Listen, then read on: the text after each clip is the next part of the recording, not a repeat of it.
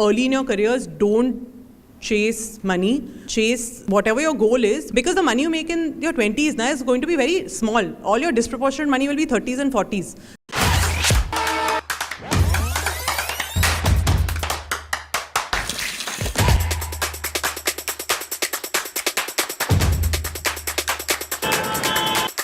Why did you take up CFA again? Was it like कि venture capital में घुसने के लिए it'll be easier or? हाँ, तो वो ना थोड़ा when you're doing a CA, you'll meet a bunch of people who are doing CA कर रहे हो, अच्छा ICW भी कर लो, CS भी कर लो, CFA भी कर लो. They're all just like collecting degrees with no clear goal in mind. So you hear a bunch of this, and when I looked up the CFA program, it was actually a pretty awesome program. So I thought I actually did it to learn because what you're learning in CA is very different from what you learn in CFA. So CFA was started by Benjamin Graham, right, at Columbia. He's the father of value investing. He's Warren Buffett's mentor.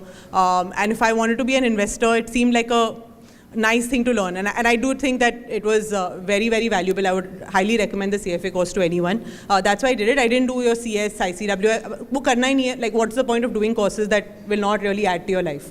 So that's why I didn't do it. But the CFA definitely was part of the journey that I wanted to take. You also worked abroad for a small stint? Not that much. My husband was deputed to New York for a few years. So I was working out of New York. But left that pretty quickly to then start Upside AI, Okay. right? So there again, I went to work at Mayfield, which is a venture capital fund. It's based out of the Valley, and they have 2 India funds that they run, all early stage stuff. And was there for 4 years, started on their pre-MBA path, and then they said, okay, we like you, stay on, don't go to your MBA. So my GMAT was useless. They said, we don't need you to do your MBA. So then I just dropped the whole idea of doing my MBA, and then somewhere when I was around 28, started having like a bit of a quarter life crisis, saying, okay, I'd said I was going to do my business. The thing with venture capital is it pays you really well. So your opportunity cost keeps going up. The later and later you quit, and then you never quit. So at 29, I just quit. I didn't know what I was going to do. I said, if I don't start my own thing now, I'm never going to start it. So then I just left and then just tried to figure out what I wanted to do. So before we move to your startup days, what is the work that you did in all those years, whether it was EY or Credit Suisse or Mayfield Ventures or any other venture capital firm that you're working for? You told us about the shitty part, about changing logos and making Excels and photocopying, etc. But I'm sure कुछ interesting अच्छा काम भी किया होगा. So any memorable projects or work that you still remember that, okay, wow, this was a transformational learning experience or something that you really feel proud of? कि यार ये बहुत सही काम किया था हमने. Yeah, I think Mayfield for sure, right? Because when I joined, we were a 4-member team. There are 2 partners and then 2 people under them. So you just work directly with the partner, and we were writing Series A checks at that point, which is $5 million plus. I'm some kid. What the hell do I know, right? So you have to learn very quickly. You're basically thrown into the deep end and then said, sink or swim. It can, at least all firms are different. This is how Mayfield was. The attrition could be high. So I was very proud of the fact that I actually swam. So there was a lot of late nights. I remember going on a holiday. I was going to Ambi Valley, and I turned around halfway and came back because there was a company coming to office, and we invested in them. A company called Amagi. Mayfield recently exited it and just went unicorn. So that was one of my first deals that I just did. So very proud of deals. A lot of the deals that we did there. A lot of them have done very well now. Mayfield's managed to exit them and make lots of money after I left. So it was definitely a great learning experience. So, was money a big driver for you, or was it big brands? Would you have worked in maybe, say, a supposedly bigger brand if you were offered, say, probably lesser money? Or was money always very important as well? So EY, you're paid a stipend. So the first year I was paid 7,500 rupees a month. So just floating in money there at that point.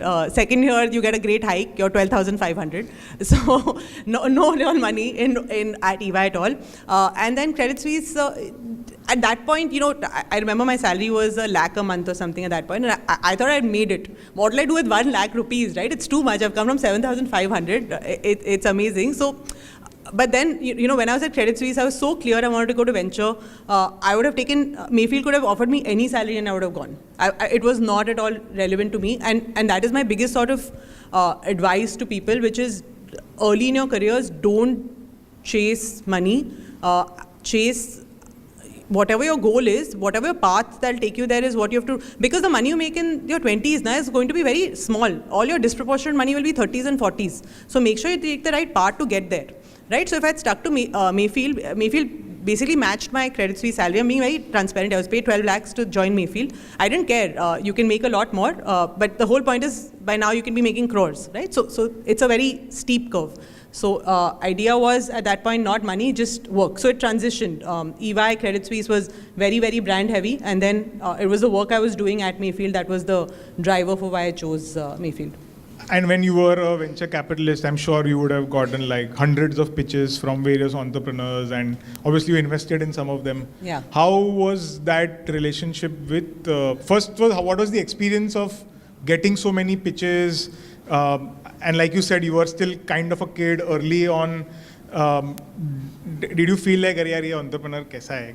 What Obviously. kind of as you got in? And You know, it's very easy to very quickly become very arrogant because you have the money and people are coming to pitch to you. So the power dynamic there is very skewed in one direction, right? it used to be, I know, not anymore. Not anymore. You're absolutely right. So when we went out to raise money for our business, it was not, okay, please paise de do, right? It had to be the right guys that you're working with. So it has changed a lot. The market's become a lot deeper.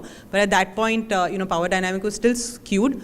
I think that those were probably the mistakes I made, which is that you do get a little bit arrogant in terms of how you're approaching things. And then you realize that the biggest asset you're building as you leave any organization is the people and your relationships. I definitely think I could have done a better job in terms of how I maintain them outside the organization. Of course, within everyone's great, everyone at Mayfield is our first investors, blah, blah, blah. But outside, I could have done a better job. So, And any entrepreneurs or businesses that you really admire or you got in touch with and you're like, wow, can't believe that this was built? Or I'm sure that, I've a lot of my friends in the VC industry often, they try to make me feel jealous sometimes, I think, saying, "Arey, teko pata hai, we met this guy, this guy is 5 saal mein kya khada kar diya?" you still feel that, yeah? So this, you're always fighting FOMO, right? Ankit, you're fighting it, I'm fighting it, everyone sitting here is, probably listening to this story also and saying, oh shit, there's constant FOMO. So even after we started Upside, there have been people who started with us and now they're unicorns. So you're just sitting and thinking, obviously I think I'm that smart. So what am I missing or what am I doing wrong? So this is a perpetual thing. Comparison is the thief of joy, as they say. Everyone's on their own path. You have to do what makes you happy to get up and go to work every day. But that's also a path. It's not like through my 20s every day I was happy to go to work. Just do the hard work, do the shitty work, turn up every day, work hard, be interested, and then by your late 20s things will come to you if you invest early 20s into actually just being enthusiastic about wanting to work.